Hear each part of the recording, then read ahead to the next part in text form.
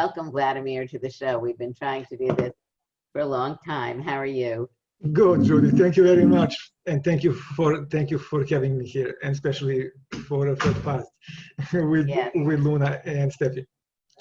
And for our audience, what we're going to discuss today is really a little bit about Vladimir's history, because he's got a very interesting history, and he's right now the CEO of an organization called the International Disability Alliance. I think for many of the people who watch our program, they're not that knowledgeable about international. So maybe you could give us a brief understanding of what the International Disability Alliance is.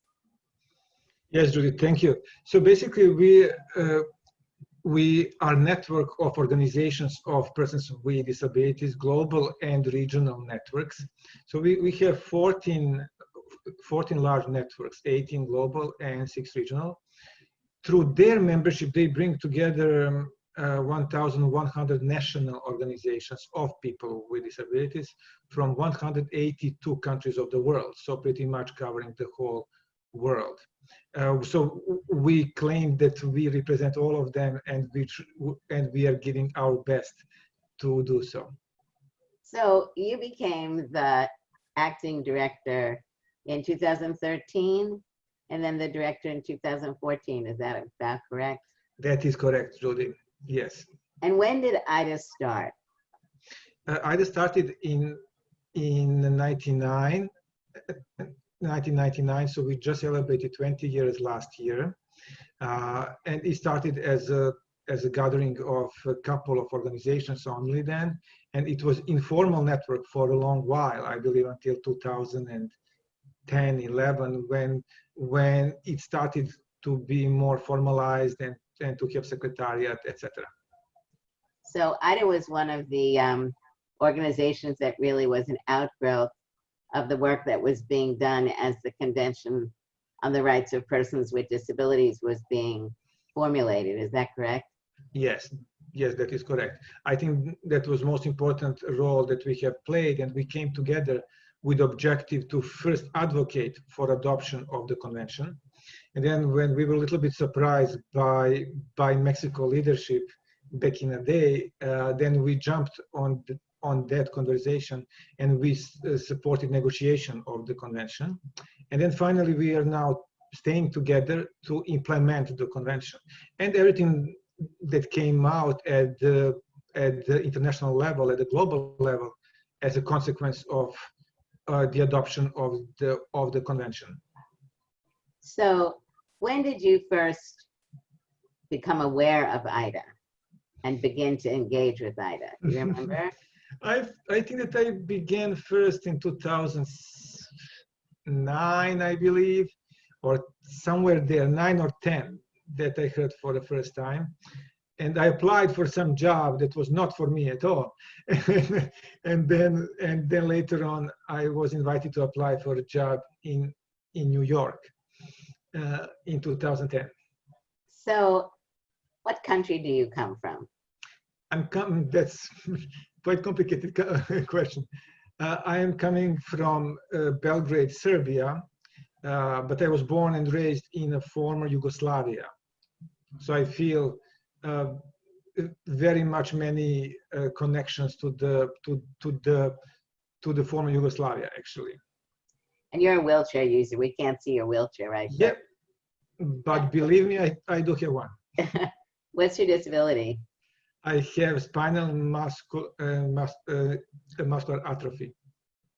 So why did you become interested in coming to the United States? Right, it was kind of a interesting story.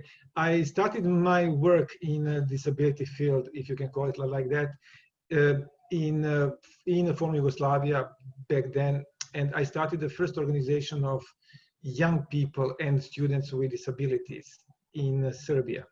And then that became a regional network covering a couple of countries.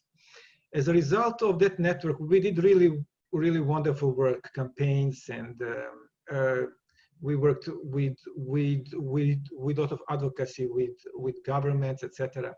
Maybe for a second, could you explain what some of the barriers were at that time that you were working with, and what some of the successes were. Exactly. The reason that I started this work actually was that I could not go to university, simply as that. Primary school was possible with a lot of help, secondary school as well. But then I came to college without knowing too many people. And I had, my classes were on a 5th floor, and very small like elevator was going to 4th floor. That was not working every day either. So I really felt that it was simply like barriers were too much. And I, at the end, stopped going to university regularly because it was not plausible. So in like reaction, I started with some of my colleagues, realizing that it's a similar situation across the country and across the region of Southeast Europe. So we started this network and really started to make some changes. We made city of Belgrade accessible, and we worked with the Belgrade to make a longest accessible path in the whole Europe, in the whole continent of Europe. And it was really fantastic work. It was really a real grassroots, when you have to drink beer with like workers so that they don't make mistakes in like how they cut curb cuts, etc., etc. It was really spectacular times. Because at that time there were no standards. There were no standards. I was drawing curb cuts on a paper with a pen, so that was a level. How did you learn? How did you learn about what an appropriate curb cut, for example, should be? You just made it up?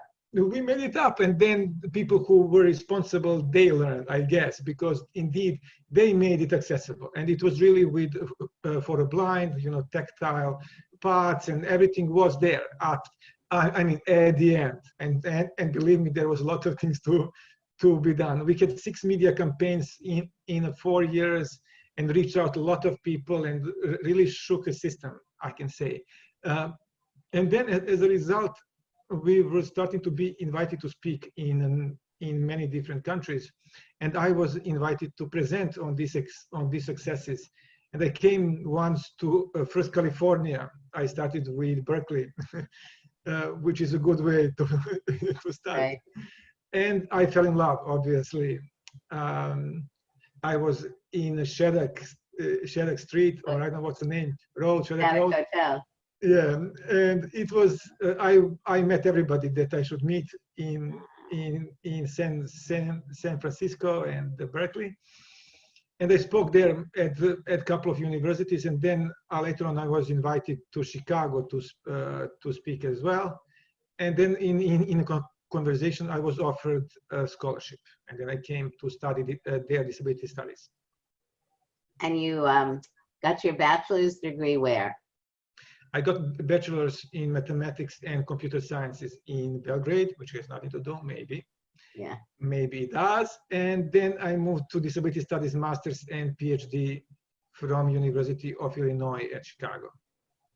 And it took you a while. You recently got your PhD, right? Yes, a master's was normal, in the normal time frame.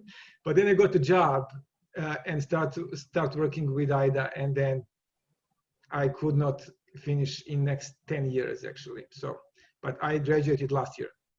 So when you think about IDA, when you first joined it, where was IDA then? And where do you see IDA today? When I first joined IDA was very active network, but we didn't have enough kind of commitments from a world outside. So we did have CRPD, and CRPD was our only tool, the main tool, and still remains the main tool. But then I think slowly we build up the critical mass of tools, of like advocacy tools and international commitments from world leaders, so that we can take our agenda forward. As well, we grew in a membership significantly. We I think increased by 4 new networks, and also really built connections with a lot of countries, with a lot of member states that are working in the UN. So slowly, slowly building a narrative. And this was a process. This was really a long process, so that sometimes when you look at the work of IDA at a day-to-day basis, like the core work of IDA is to work with resolutions, with the reports, with supporting organizations or persons with disabilities to prepare parallel reports, etc., etc. And people will say that is bureaucratic work. But as a matter of fact, what it is, it builds this cumulative change over time. So we got development agenda that became accessible, became inclusive of rights of persons with disabilities for the first time in 2015. Then we got a humanitarian agenda as well across the world, recognizing persons with disabilities. Even Security Council adopting. So let's step back a minute. How many countries have you traveled to? Do you know? I don't know really. Not more than 60, not less than 50. Let's say somewhere there. I don't know. Okay. If you could help people get a better understanding of the kinds of changes that you've seen over the years, that you've both lived in Europe yourself, as well as what you're seeing the work of the members of IDA resulting in. Oof, that is a lot of concrete to say. I mean, let's start with the most obvious, that laws are being changed, laws are being introduced, services are being introduced. You have personal assistance services being introduced. For example, I'm just giving you one example. Sure. Across many countries of the world, from Europe to Latin America, you have many general anti-discrimination laws introduced across the world. Inclusive education is seeing also some, significant progress. So with the development agenda from 2015, we see also more funding and more recognition of organizations of people with disabilities happening at the national level. So these organizations are becoming partners, becoming players in the field. And this was never the case before. So we really, before COVID, let's say, we saw a lot of progress across the world.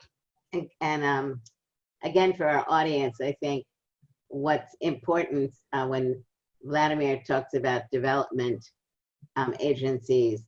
So in the United States, it's like USAID and the State Department and many countries around the world that are giving funding to governments and civil society organizations. In the past, we're not really focusing on disability-related issues. So I believe that one of the important outcomes of the passage of the Convention on the Rights of Persons with Disabilities and IDA is that you've been able to really help support and elevate the voices of disabled people's organizations in countries around the world and help to open up opportunities for discussions, for example, with the United Nations. Maybe you could, briefly talk, what are the SDGs as they were being developed? Was disability included? And what efforts were you able to make to get disability included, and what are some of the results? Right, so you had in 2000, the world adopted and the UN adopted MDGs, Millennium Development Goals, which did not have disability recognized. And then you have all the money that is going for development for the Global South. Countries don't even try to do anything with including persons with disabilities, which is really a loss. Big loss, because how can you have any development, any progress without 1 billion people, without 10 or 15% of the population? How can you imagine any society to advance? So it was really complete oversight on behalf of the UN at the time. And then we started to really advocate strongly in 2012, 13, when we heard 14, when we heard that there will be new agenda, which was called 2030 agenda, and which resulted in the Sustainable Development Goals, which is a new set of goals, 17 of them, that would introduce new types of agreed goals by the whole world.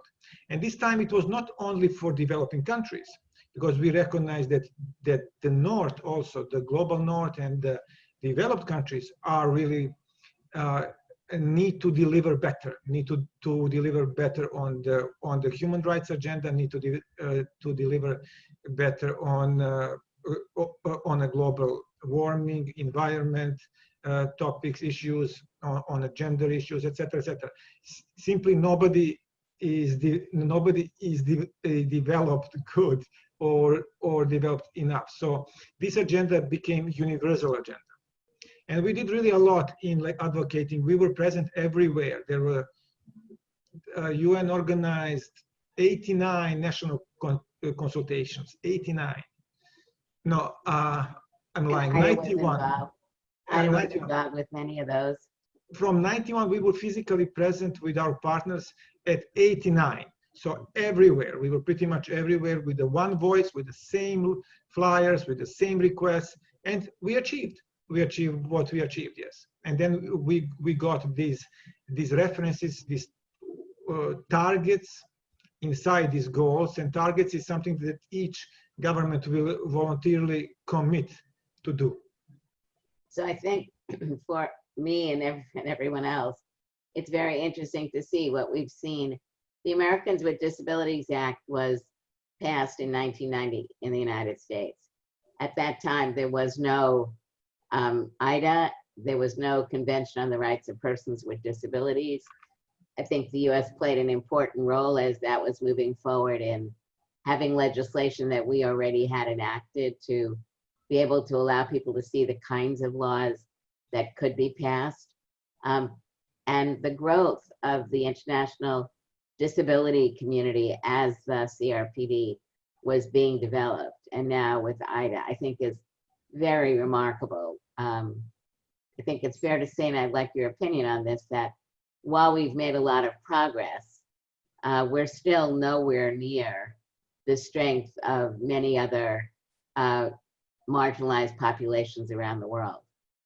Now, I like to say that this whole achievement that we are celebrating, or we were celebrating until COVID-19, indeed, I think that it's really like just dust, just moving, what somebody said, moving from the top of the bottom to the bottom of the top. So we just made a little step, but we are very much at the bottom as a community, you know.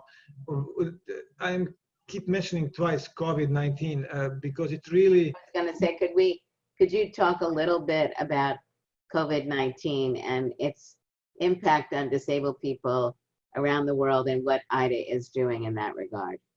Really, like, this COVID-19 was a showcase of how much we need to do and how much work needs to be done. It was overnight forgotten completely. Everything that we have done, and to put disability and the persons with disabilities and their rights prominently at the center. Nothing. So basically, for example, triage services, emergency medical services were provided at the hospitals with recommendations not to provide help to people with disabilities because of simply value of their lives. You know, they were deemed less valuable. So they had outdated guidance notes on triage, it's called like that, which means whom will you provide emergency assistance first, and whom second, and whom third, in a case that you have overstretched medical system, which we all had at one point. We've had the same problem here in the US and other northern countries. So what has IDA been able to do in this regard? That was really a drop that filled the cup, and we really started to really strongly react angrily, and we came together again with our partners, International Disability and Development Consortium, and many others, and the UN system, and we pushed really for many different points. First of all, with WHO to like clearly issue statements, because they didn't. WHO is what?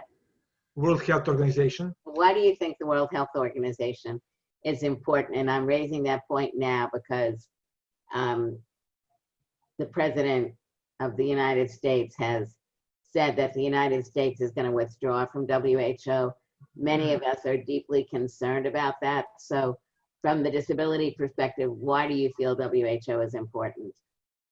From the world perspective, from any perspective, WHO is working on many health-related crises in the world and like addressing it and collecting support and generating commitments from the world leaders to address those topics. You know, so you had Ebola in the past, HIV/AIDS, many others, where we really had to act as a world.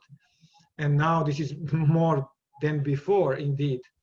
I would agree that WHO did not react quickly and did not react, and especially for disability, did not. It was not inclusive at the beginning, but they picked up. They picked up quickly after first letters that we sent to the head of WHO, and we said also to Secretary General of the UN and all heads of agencies to do something. And then also we were having targeted campaigns towards different countries. For example, Romania was one where we pushed for support and provision of medical support system to the disabled people in institutions. They were left to die simply. COVID was inside institutions without any medical support. So in really couple of first weeks, IDA was faced with this remarkable neglect and violation of human rights, and simply people were dying, and we had to do something. So we started a lot of things, campaigns, a lot of advocacy efforts, production of guidelines, production of notes, together with many other partners, and pushing many to do something. We'll see. So what are your biggest fears around COVID and the impact of COVID, both on the disability community and the economy? Firstly, that there will be, we need to have different understanding of the social protection and connection with employment. We need to support disabled people like we didn't do before. And I say we, I think across every country of the world. Consequences, I believe, will be significant.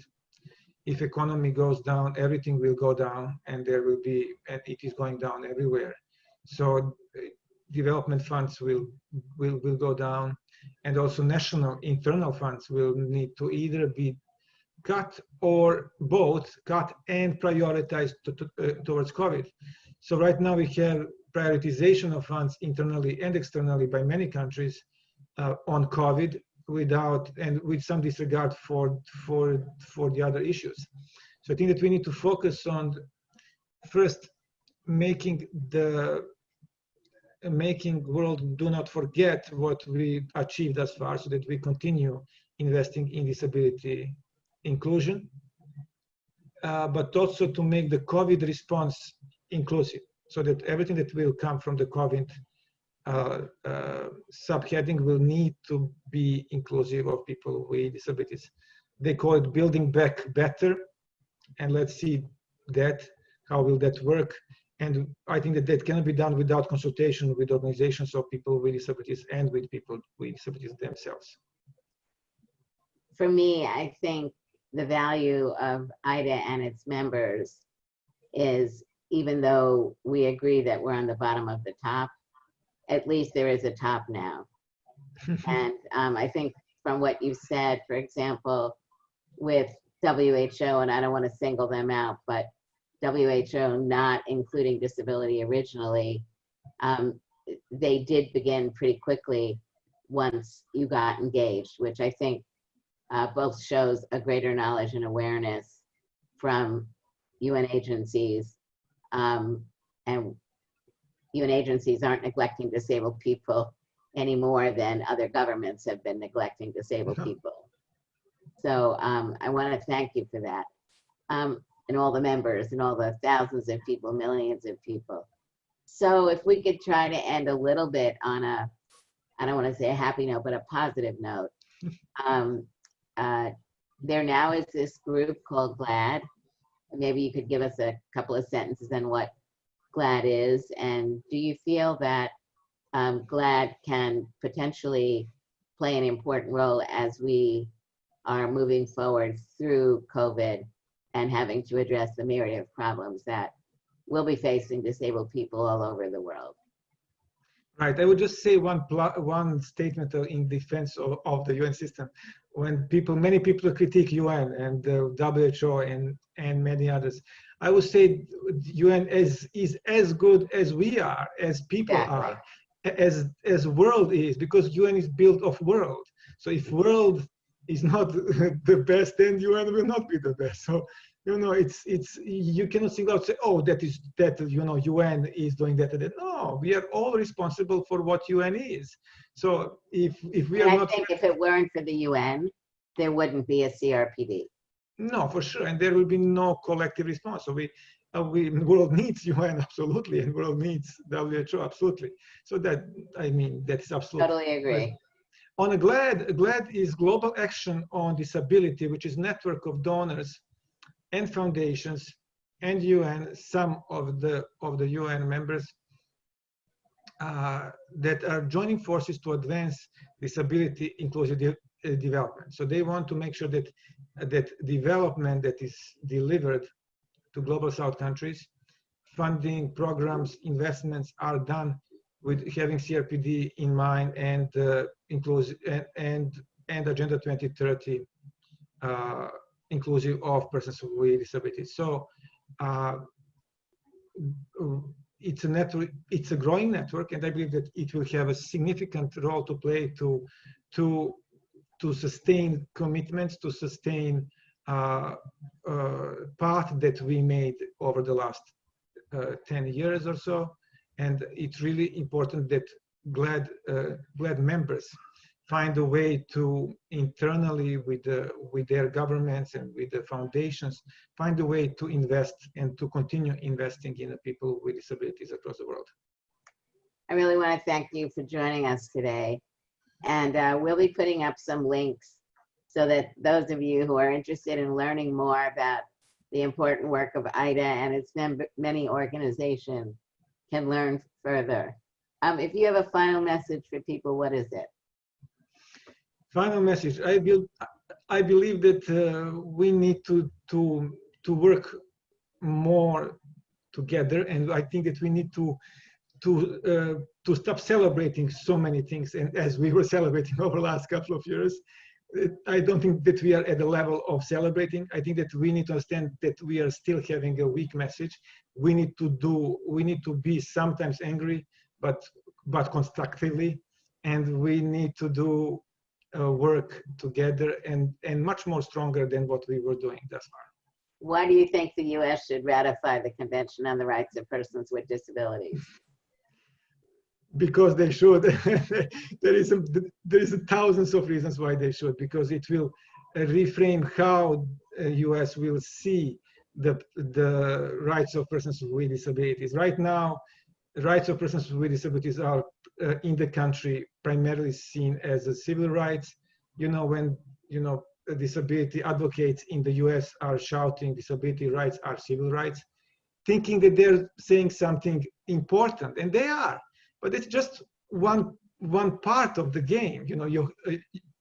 You have cultural rights, economic rights. You have human rights as a broad umbrella. Civil rights is not enough. That will push us as far as we are right now in the country of America. But to go further, to guarantee inclusive education for every disabled child, to guarantee everything that we need to do and what this country can do, we need to ratify CRPD, but to really ratify, not with exemptions and excuses, etc., but to really ratify CRPD as such. And I'm convinced that with the leadership of you, Judy, and many others, we will get there. Thank you so much for your time. Give Stephanie and Luna big kisses and hugs. Thank you. We'll talk soon. Thank you. Thank you, Judy. Thank you. Ciao. Bye.